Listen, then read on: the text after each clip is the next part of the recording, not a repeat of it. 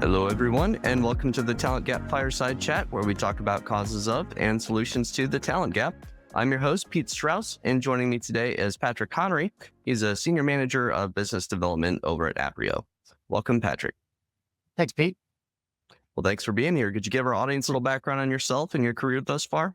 Sure. As I mentioned, I'm the Senior Business Development Manager for Aprio, mainly supporting my cybersecurity audit business in the sense of sales, go-to-market strategies, and partnerships.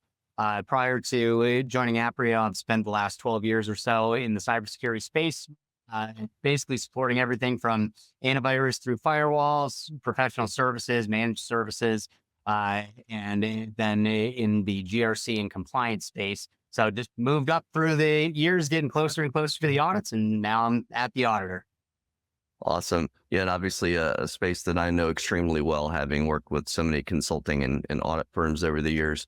Well, we usually start off by asking, is the talent gap real? And if so, what does it look like? So maybe we can delve into that as the industry as a whole in security, and then maybe specifically in your mind, if there's any sort of gaps in sales or security and compliance. Sure. So I'd say that cybersecurity has evolved drastically since I got started back in 2013. One of the biggest things is the gap between what people want to do in cybersecurity versus what the market actually needs. One example is when people think about cybersecurity, they're typically thinking about things like pen testing. Pen testing is a lot of fun. I used to work at a dark web business with a pen testing arm, and it's the exciting type of work that people imagine they're getting into when they talk about cybersecurity.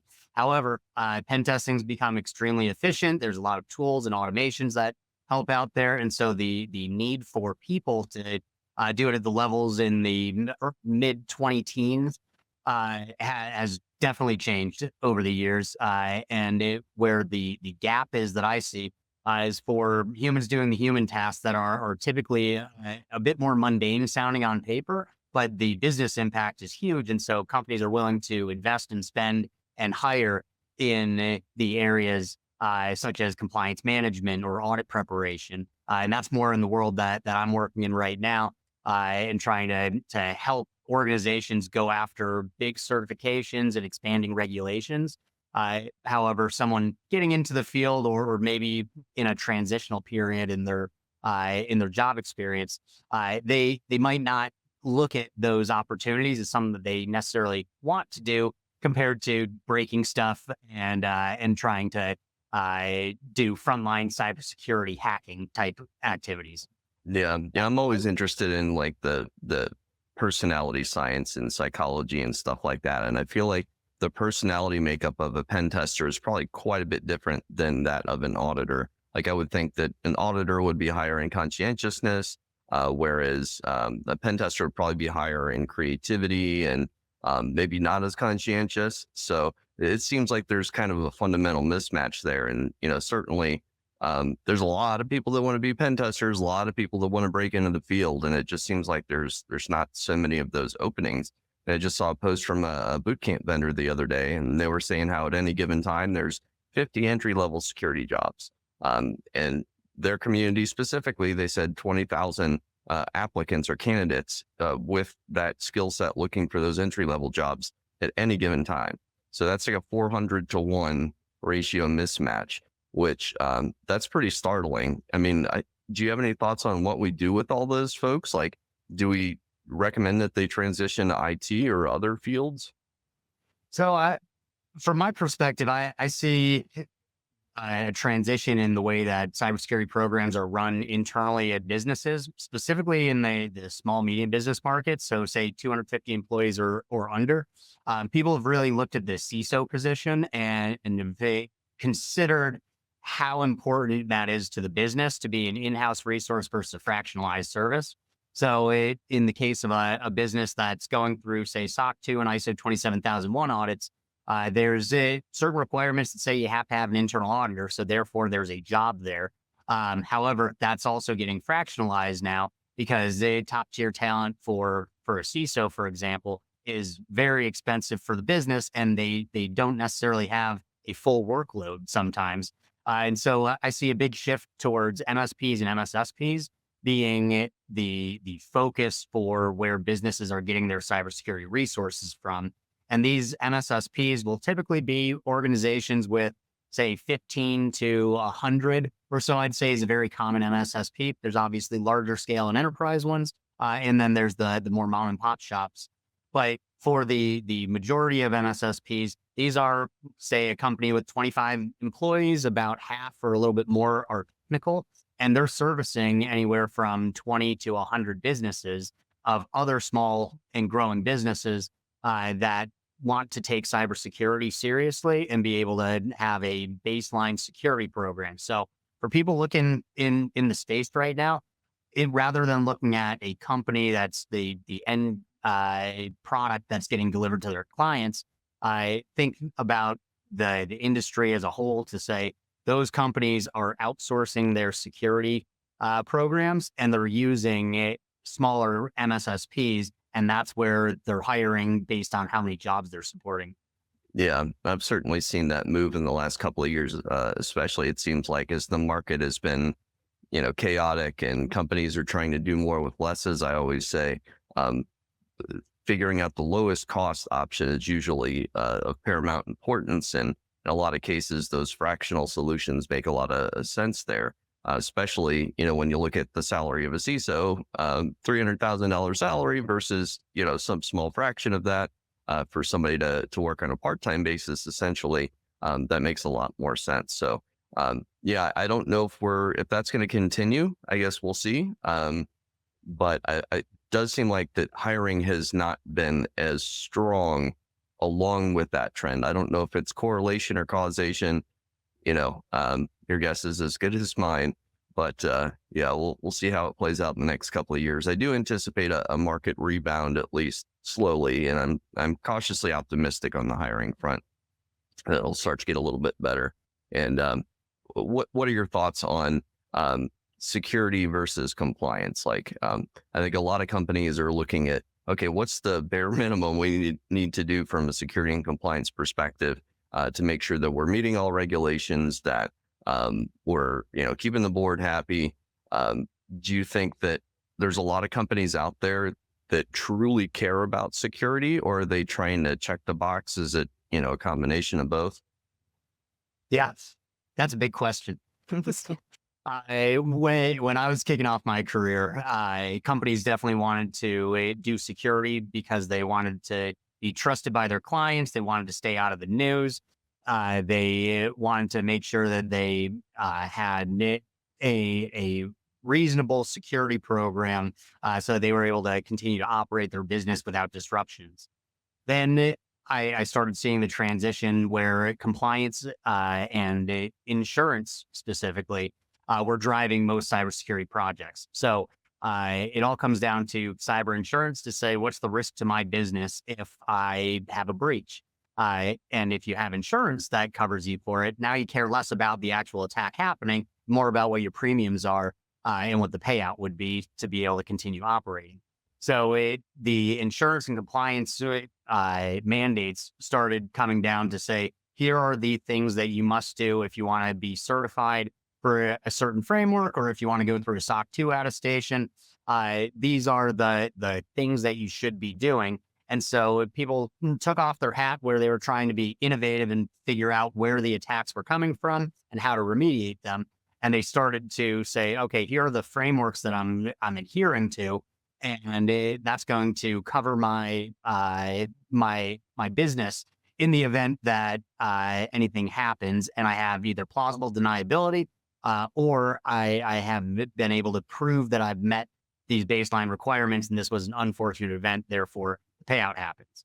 Now, that's not to say that people don't still look at the security tools and say, hey, if I'm constantly getting phished, for an example, then I need to invest in a good anti-phishing resource or tool to be able to mitigate that threat.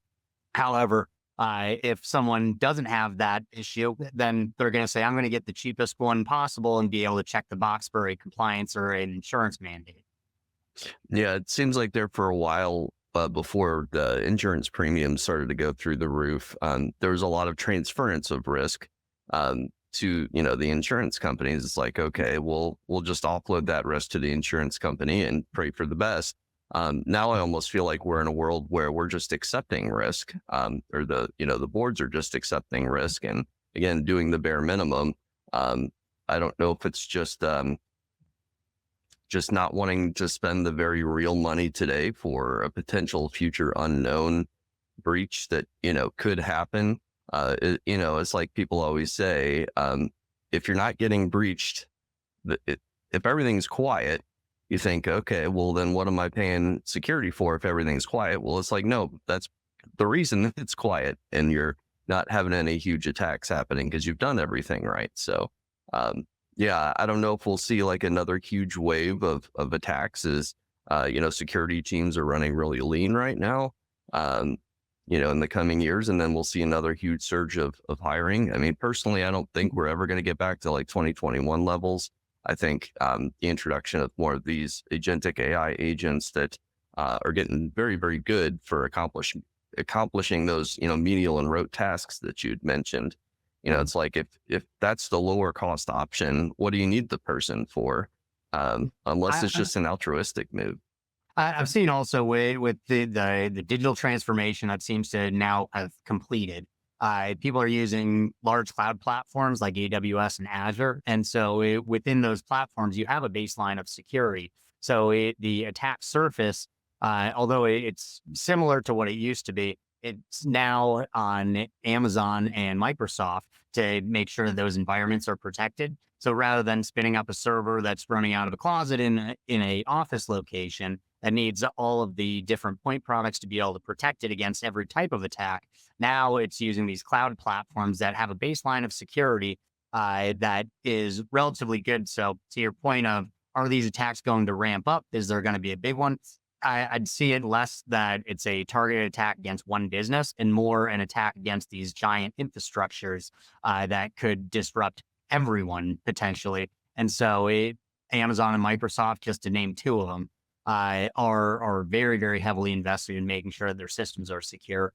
And then when someone's going through an audit with Aprio, for example, they're able to say, hey, those security controls are actually handled by these platforms that we leverage. And so it's basically a combination, say for a SOC 2, to be referencing the security program of the vendors. Yeah, interesting. Yeah, so it's kind of again transferred a little bit over to the cloud platforms. That's interesting. What about I guess compliance specifically? How do you see that shaping up over the next couple of years? Like you see certain frameworks that are going to become more or less in demand, and how do you think that's going to affect hiring for those auditors and folks? Sure. So at Aprio, we are a full service auditor for everything from SOC 2, PCI, ISO 27001, ISO 42001, HIPAA, High Trust, CMMC, FedRAMP, and a whole lot of others that I'm not mentioning right now. The landscape's all over the place. So specifically in the SOC 2 space, this has been a trend going on for the last couple of years of what's the value of a SOC 2 report. Because it's not a certification, it's an attestation, and it's the auditor's opinion that is being looked at by any sort of vendor person in your supply chain to say, is this company doing what they say they do when it comes to cybersecurity? SOC 2 audits, you can get them as cheap as say $5,000 or $10,000, or you can work with the big four and be spending six figures plus. And so the question is, what's the value of it going through, say, a SOC 2 audit? And that seems to be the appetite of a client that I'd be working with, and who's demanding that they prove that they have a SOC 2 and look at the quality of it. So if a client's working with, say, airlines or large insurance providers, then they need to have a reputable auditor delivering those SOC 2s. However, if it's a small organization that's getting asked just because of security questionnaires, then they may be able to save money on a lower cost audit that may or may not actually satisfy the client that's demanding it because it's a canned report that comes in. Now, the middle certifications, I'd say like an ISO 27001, that's a certification. It's either you have it or you don't. And so those ones are pretty standard and they enable you to do business with different market segments. I see those being pretty consistent moving forward. And then on the highest end, or the most recent ones, is certainly FedRAMP and CMMC compliance. So these are the frameworks that are focused around it, the DoD, their contractors and their subcontractors, and cloud solution providers that interface with the federal government. There's a lot of stories out there about different intel getting released from the U.S. and getting into our adversaries' hands, and them releasing, say, military technology before the U.S. even did, due to data breaches. That's what CMMC and FedRAMP aim to protect against. And so, just as of the tail end of last year, CMMC was told that it's going to be enforced. We're in that period right now. And to give you an idea of the scale of this issue that's been created, there's about 300,000 companies right now that are either DoD contractors or subcontractors that all need to adhere to CMMC compliance. And there's only about 30 different auditors that are able to issue these certifications. And then more specifically to that, Aprio is one of 12 that offers CMMC and FedRAMP. And so this is a very small pool of certifying bodies for 300,000 companies that are legally mandated to go through this if they want to be able to bid on DoD contracts. So I see a lot of people starting their fire drill in preparation of CMMC readiness. And so going back to the talent gap, I think that's a big opportunity for people to specialize their talent in is it CMMC and FedRAMP, so they're able to help organizations get prepared and ultimately certified. Okay, so you probably foresee a huge wave of hiring for these CMMC assessor firms, probably, given the amount of business that's out there for those types of assessments. What about high trust? I hear a lot about high trust and how rigorous it is, and truthfully, how much of a pain it can be to get through those things. And from a lot of the actual practitioners that are, doing the certifications, they are, in some cases, not thrilled with how rigorous and difficult it can be. So do you think that's going to continue, given its rigor, to be like a really important framework moving forward? Yeah, high trust is a special one, in the sense that it's basically the certification saying that you are following HIPAA and those guidelines. So HIPAA is basically a self-attestation where you're saying, "Hey, I properly protect and handle healthcare data." High trust is saying, "Hey, now you're certified that you're handling this correctly." So high trust is the big revenue enabler for selling into large healthcare insurance companies. And they basically are mandating that if you want to interface with them and do anything like digital transformation of medical records, or you want to be able to process medical data in order to do things like faster diagnostics, then they're going to look for you to be HIPAA certified. And it's pretty much not optional for you if you want to work with them. High trust is understood, though, that it was a very expensive certification to go through things like an R2 audit. And so they created smaller packages of high trust so that startups or mid-sized companies are able to be on the journey towards their high trust R2 audit. And those two audits are the E1 and the I1. So that basically it's a lower cost, but it's still demonstrating your commitment to cybersecurity of healthcare data. Yeah, that's a great synopsis for sure. Do you think we're going to see more demand for high trust, practitioners, assessors moving forward, or do you see that staying somewhat, level? From my perspective, I'd say it's going to stay somewhat level. There's always new organizations that think about doing high trust and then either abandon the project due to cost, or they raise a round of funding or go through a merger and acquisition to the point where they're at a size and scale that high trust makes sense. But I wouldn't say that I see a huge increase in the need for high trust readiness compared to the past couple of years, unless there were different breakthroughs in medical technology and people that are saying, "Hey, I have something new to offer." AI might be that catalyst to say there's a whole new wave of healthcare companies, but I haven't seen that, at least from my seat. Yeah, for sure. Well, and speaking of AI, 42,000 ISO 42001, are you seeing a lot of demand for, that's a certification like 27001, right? Yep. So it's a certification that basically demonstrates your commitment to secure AI, so that you don't have a rogue AI that turns the world into a post-apocalyptic robots running everything. Show.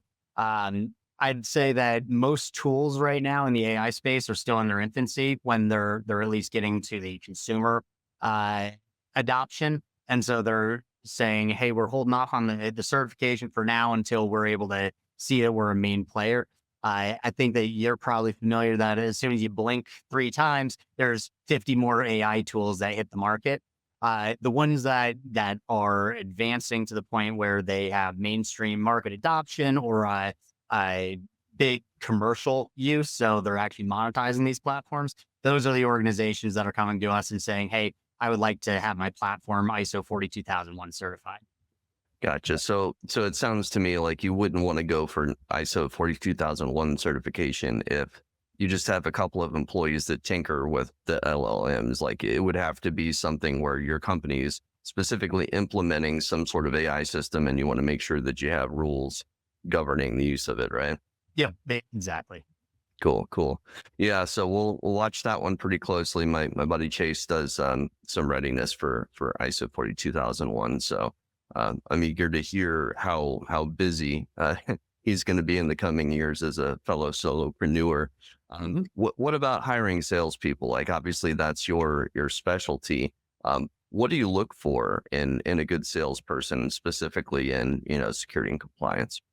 Sure. So sales has evolved a whole bunch since, say, the horse and buggy days. The old way of doing things was you were dealing with low information buyers. You'd show up with your cart of snake oil, and then you pitch the world and get people excited, and they'd pay you for whatever you were selling them, and you'd move on, and you'd never see them again. We live in the information age now, where people are already doing a ton of their research prior to ever engaging with a vendor. They're doing a lot of work through referrals. So they say, rather than trust Google and whoever is paying the most for the SEO slots, they're actually saying, "Hey, who would you use or who do you use?" And looking at friends and colleagues to be able to find their vendor landscape. So and then also whenever you're selling anything now, you're connected with that person for the rest of your career. And so there's no abandonment that happens. So sales, it has a bad connotation that people think that you're always a hammer in search of a nail, and you're trying to sell someone something for as high of a price as possible, and as soon as you get your money, then you're done. What sales actually looks like now is it's all about transparency and authenticity, and I see a big shift in sales in the tech world specifically.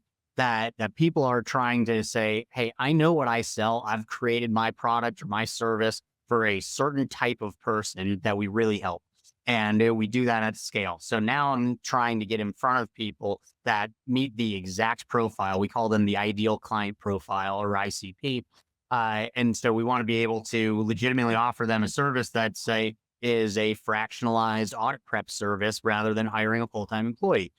Those are, that'd be an example to say, this is authentic, transparent, and valuable for you. This is a good way to go about it. And so it's more marketing than anything to say, I need to raise awareness in my day to day so that people understand that the problems that they have can be solved at a reasonable cost, rather than trying to be the first person to introduce a solution to a problem that someone may or may not have.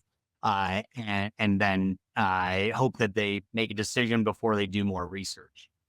Yeah, it's funny too. I'd noticed similar trends in recruiting these days, where back in the day it was all about smile and dial, outbound dials, as many as you can fit in a day. It's all about volume, but certainly it seems like in the security industry, it's more about this hackneyed as this is, but it's really more about relationships and trust. And people who buy security and compliance services are sophisticated buyers. I mean, you're talking to CISOs and such. Same thing with recruiting services. They're not going to work with just anybody. You have to have some demonstrated track record. You have to ideally, like you said, come highly recommended by somebody else. How do you how do you set or hit sales targets if there's a lot of these kind of intangible things that, maybe it's a really long sales cycle because it's, you've been, and it's not predictable, and like you can't predict referrals, can you? It's definitely challenging because, to your point, it used to be the metrics of make 100 or 200 dials a day, and then at the bottom of the funnel, you'll have a certain amount of results. The way that a lot of the measurement happens now in sales is to say how many engines are working right now. So, to your point, referrals are the main source of leads these days. And so, what you're basically doing, or what I'm doing in sales, is I'm creating referral engines, and that goes to partners. It goes to my competitors, so that if they're working a deal that they know they're not the right fit for, then they can be honest and transparent and introduce me if I'm the right fit. And these referral engines also can be generated through conferences and trade shows, and basically getting out there so that people can see who are you as your authentic self. And are you able to either A, help me with my exact project, or be a resource where we become the referral engine for other businesses? So that what it's created are these different small networks that are, I'd say some of them are very formal and some of them are very informal. And so it basically, the more that I'm able to get in front of anyone in the tech space and understand more about their business and what their actual needs are that they're working on right now, then I'm able to say, hey, I know someone that's in the identity and access management space, or I know somebody that's able to do VC work. So it's creating that network. And then as soon as I introduce them to the people in my networks, then I'm saying, okay, identity company, or okay, VC. So I know that you're working with clients. We provide this type of audit. Do you have anyone in mind that needs our help? And they go, oh yeah, I do. And so it's crazy how organic that's happened. So it's not relying on the search engines anymore to find all of the different vendors. It's an informal and offline network that is actually helping out clients more than they even think, because now they're connected with a group of trusted professionals that typically also works together. So when we all know each other's processes, then we're able to create outcomes for end users rather than point solutions. Yeah, that makes sense. Yeah, I love the analogy of just setting up engines that kind of run once you've gotten them set up. I mean, I think ideally, it's almost like the idea of passive income. Ideally, you would just set up as many of those as you can, obviously while maintaining the relationship and, quality connection and all that good stuff.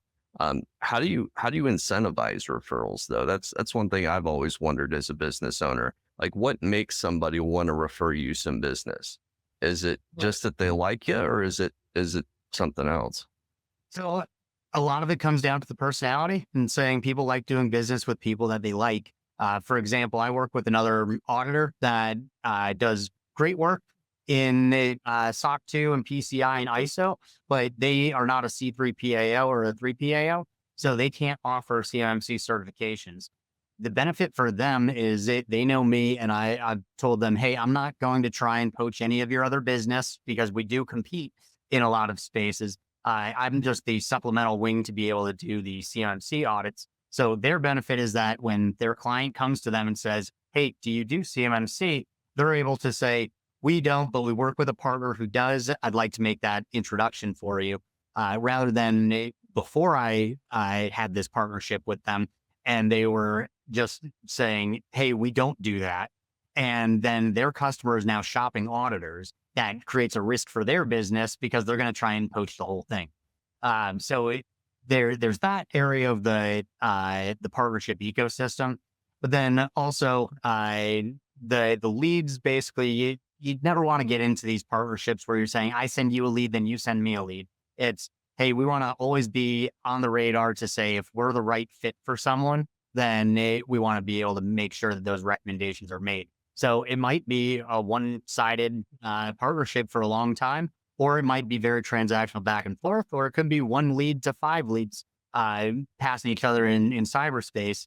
But it's always done with the expectations that you're doing what's right for the client, rather than saying, I have a quota to fill referring leads to XYZ partner. I love that. Yeah, doing what's right for the client, that being your North Star, that inevitably you don't you don't have as many negative potential um, machinations and things like that if you're always keeping that North Star, that primary driver in mind.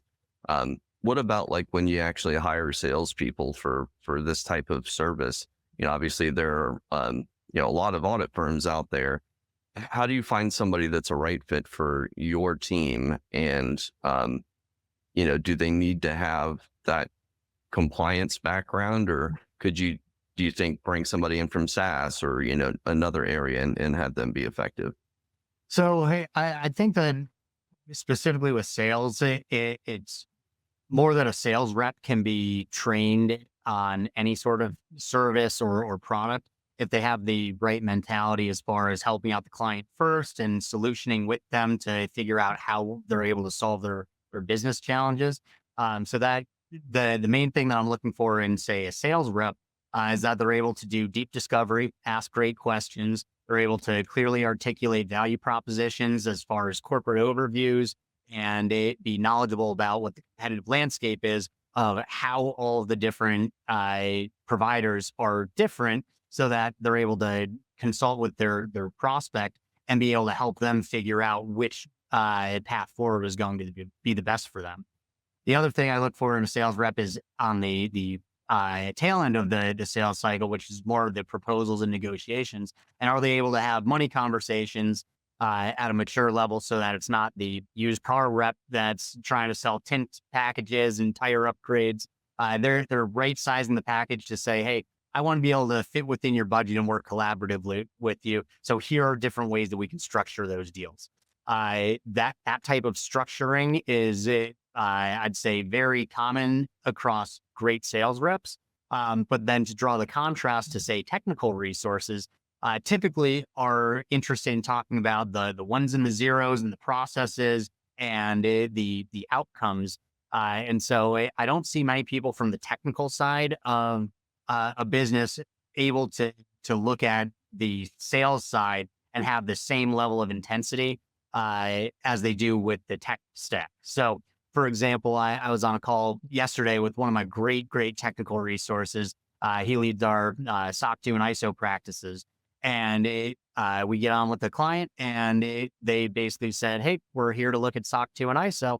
And then this colleague of mine said, okay, we start off with a design phase. And then an hour later, we got to, and this is what the deliverable is. And I said to him, I said, hey, they don't know who we are as a company. They don't know we're a top 25 auditor in the US.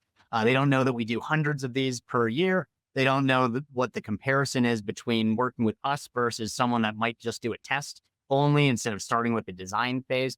So it's two different ways that people really think about things. And so sales is very much conversational and values and differentiators, and then packaging options. Whereas technical resources are always really great when they're able to say, hey, this is how the machine actually works and what you can expect as the outcome. But I think that it's always best to co-sell, where it's a dedicated sales professional and a dedicated technical specialist collaboratively working to help the client understand exactly what they're getting. Yeah, that's a great approach, and one that seems relatively common in security. There's usually some sort of sales engineering function, or in the audit space, it's usually senior managers, partners that they come in for those discussions. It strikes me, it's kind of funny.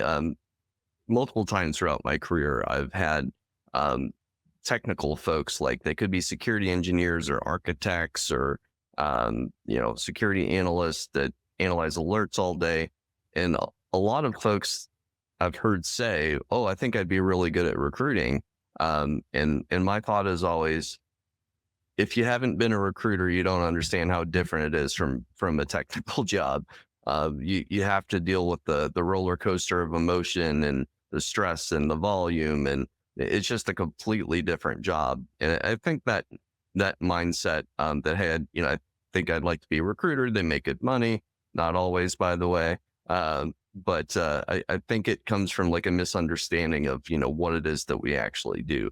Like the majority of my time is spent asking questions. It's not ones and zeros like you mentioned. So it's not to say that the technical folks couldn't be good recruiters. I just, I don't think they have a sense for what the day to day is actually like. And I think some of that comes from the frustration that a lot of recruiters can't speak technology very well. And that's one of those things that I think is kind of an intangible that you either have it or you don't. You either understand the patterns in the technical terminology or you don't. Like you speak very, very well to, compliance and the difference between all the different frameworks and such. But I have to think that not every salesperson could do that. And it seems to me like you're often evaluating people more based on intangibles than, hey, they've sold the solution before, or they've held this specific quota before. Would you say that that's mainly what you hire for, is some of those intangibles that you mentioned? Absolutely. I look at it to say if a company offers a quality service or product at a price that the market is willing to accept, then they could just put that on the website and have a buy now shopping cart button and be able to purchase it.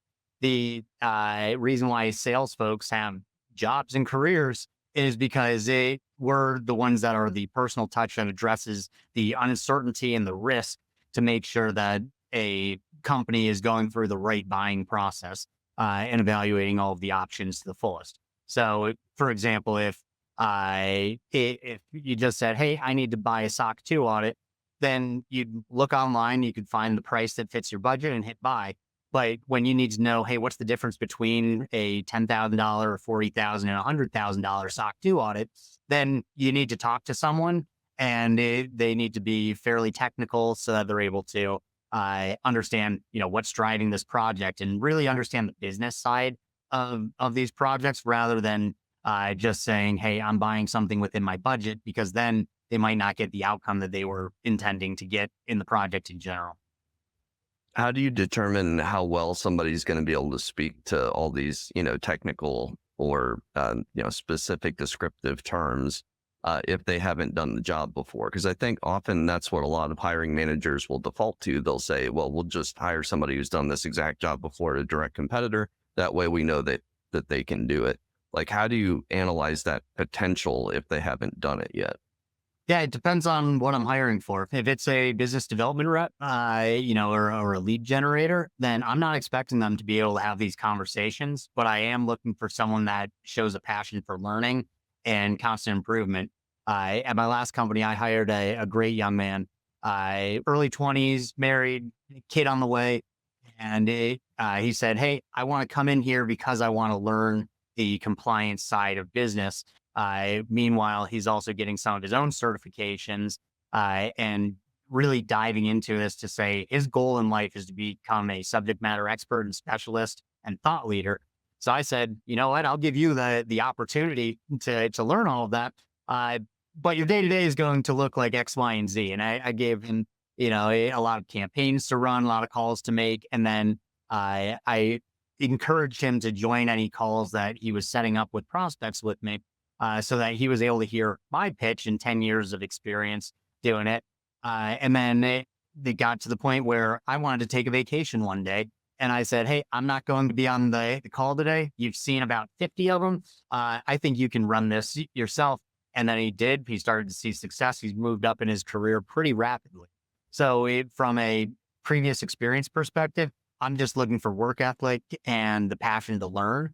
And then if I'm looking to hire someone more senior, then that's of course where I'm typically asking for a referral and being able to say, hey, I'm looking to hire someone to lead up the sales process for CMMC audits, for example.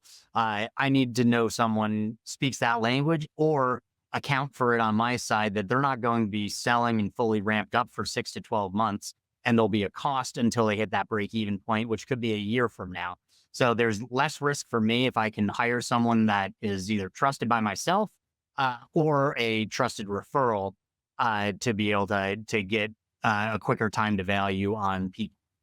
Yeah, well, and it seems like referrals make the world go around these days, despite the fact that there's so much noise in the market and automation happening. And I talk to so many people that are just completely disillusioned with their job search because I think a lot of people default to, we're just going to apply to 1,000 positions or 2,000 positions, and then we'll hear back from maybe 1% of those, and each job has 1,000 applicants. I think it's pretty easy to get frustrated when that's your hit rate, 1% or less. So I've been advising people like really double down on those network connections that you have. Try and get referrals. That's really the way to do it in 2025 when there's so much noise and chaos out there. Interestingly enough, my advice to people is treat job seeking kind of like an outbound sales process. Or think like an attacker. There's kind of two different ways to think about it. Think like an attacker. So you're always looking for multiple side doors into a given company, multiple decision makers. You're looking for the one person that gives you the time of day to where they can kind of pull you through the rest of the process. Because just applying is not going to cut it when there's so much hyper competition out there. Any thoughts as a salesperson how job seekers can weather this economic storm and stand out in all the noise? Yeah, I definitely agree with you. 1% conversion rate is what we call them in sales. And so I'd say that's very accurate to say you should be attacking a job hunt in the exact same way the sales rep is looking to cold prospect. And well, that's one way to get potential job offers. More importantly, I'd say is figure out exactly what you as a job seeker are looking for. Find the 1, 2, 3 companies that are exactly what you want, and then be transparent, honest, and human about that when you're applying. So if this is the biggest opportunity that that you're the right fit for, or that you're passionate about, and you're applying online, you're finding out everyone that's in the entire hiring process, including the owner of the company, you're adding them on LinkedIn, you're starting conversations, you're planning a trip to the area where their headquarters is and saying, hey, I'm going to be in town. I applied online. I've connected with these 5 people. And while I'm in the area, I would love to be able to sit down with you and let you know who I am, because I really want to potentially bring my value to your company, and be specific. That's going to catch the attention of a hiring manager much more than, to your point, 1,000 different digital applications that are all LinkedIn easy applies, where that half the people that are applying there are doing it for uninsured or unemployment benefits, and they're just doing their job research activities. And then the other half are people that this is not a priority company that they actually want to work for. So you can get lost in the noise really quick. So being human, authentic, and passionate to surround the opportunities that you actually want. It's a lot like dating, and not to get off, too much into the analogy verse. But if you see, what you actually want, then you need to be your best self and make the best impressions. And the biggest thing is getting that door open so that you're able to have that conversation. And then if you collaborate well, then I'd expect that things will go in your favor. Yeah. Yeah. I think the biggest hurdle a lot of job seekers have these days is just getting that initial phone call where they have that chance to tell their story and impress the recruiter and, be moved on to next steps. Because you got to figure for any given role, a recruiter's probably not moving on more than 5 people from the recruiter screen. It's not a very high volume of people that are actually going to make it into interviews. It's the high volume of people that actually get that first, or high volume of people, and then not many get that first phone call. So, if you're one application out of 1,000 and they're only going to talk to 10 people, your chances aren't very good. So you gotta go the extra mile, as cliche as that is, to do something. And you have to figure too, just on a probability basis, that the more effort something takes, the less people are going to take that effort. So thus you're narrowing your competition by, potentially an order of magnitude. Mhm. So yeah, sounds like we're aligned on that. Well, we're actually coming up on time here, Patrick. So I just wanted to ask you the one last question. Is there anything that we're not talking about in the industry, but we should be, especially as it relates to hiring? Um, I think we covered a lot of it. The biggest thing is that businesses transition from basically point products and solutions and single issues that can get solved. So now it's networks and ecosystems and referrals. And so to embrace that and to form local communities and groups of people that you trust and that you're working with, and really help out each other, so that when anyone, any company, any organization has an issue, that you can be a resource to them. And then this is the way that karma works is you put out a lot of good help for everyone in your network, and then that's going to come back your way as well. The other thing is when it comes to employers and different organizations that you can be working with, definitely making sure that you're aligned with the values of the company. The product is something that you believe in, because there's nothing worse than working for a company where you don't believe in what they're doing, or if you're a sales rep and you're supporting a product that you don't think actually works, then you're not practicing that honesty and transparency and authenticity.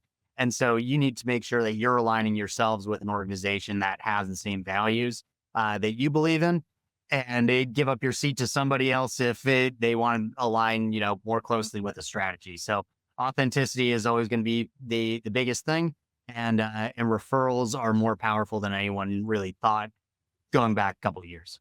Yeah, totally agree. It seems like sales has gotten a lot less transactional, and job seeking has as well. I mean, 5-10 years ago, you would just apply online, then you'd get the recruiter screen, and then you would be moved along the conveyor belt. But nowadays, to stand out, you have to go that extra mile, as we talked about. That's a great point. Patrick, if people want to find you online, what's the best way to do so? Sure. On LinkedIn, I'm Patrick Connery, no relation to Sean. You can email me at patrick.connery@aprio.com. I'm traveling the country a whole bunch this year. And so I'm always posting on LinkedIn where I'm going to be. And if we're ever in the same city or certain towns, I'd love to connect with you. I'm always looking to build out my network and these referral ecosystems. And so even if you don't think that we align on anything directly, the more that I'm able to meet people and understand your business and you understand mine, then we're going to be able to help more people in general. Awesome. Well, thanks so much for your time, Patrick. Thanks, everybody. Thanks, Pete. Hello, everyone, and thanks for tuning in to this episode of the Talent Gap Fireside Chat. Don't forget to follow our page on LinkedIn and like and subscribe on Spotify and YouTube. Hit that notification bell to be notified when we drop a new episode. New episodes air every Friday at 4 p.m. Eastern.